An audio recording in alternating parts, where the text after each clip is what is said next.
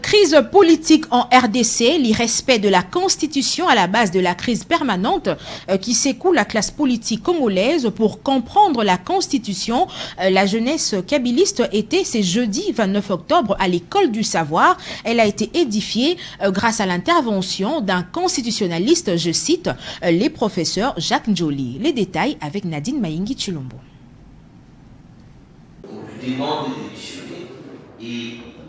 Jeunesse kabyliste, jeunesse intellectuelle et consciente, ce slogan a trouvé son sens à travers cette conférence qui a réuni ces jeunes qui partagent depuis plus d'une décennie les mêmes idéaux que Joseph Kabila qu'ils ont choisi comme leader. La crise politique qui sévit actuellement en RDC a pour cause l'irrespect de la Constitution.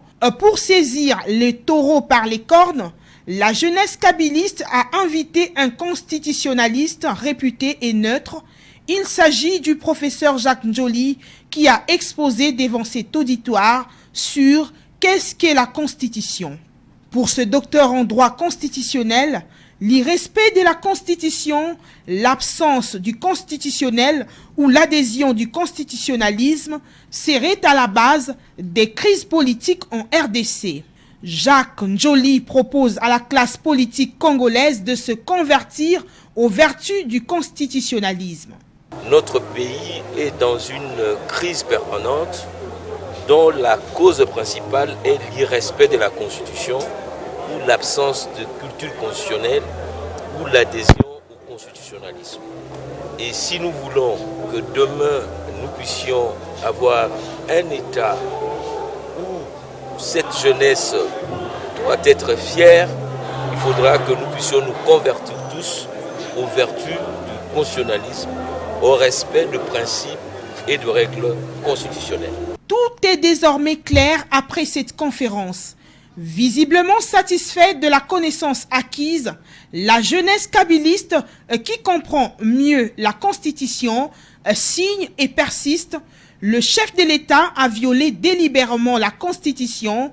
Félix Tshisekedi est invité à faire un rétro-pédalage, sinon c'est le recours à l'article 64 de la Constitution. Signons et persistons qu'il a eu à violer la Constitution.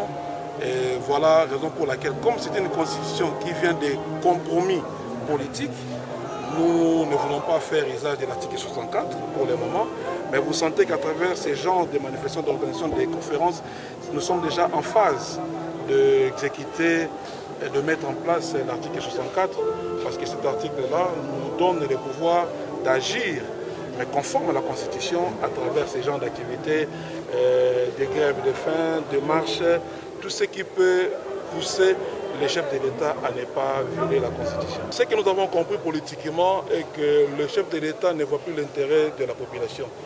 Il voit l'intérêt de se pérenniser au pouvoir en contrôlant la proportionnelle et la CENI.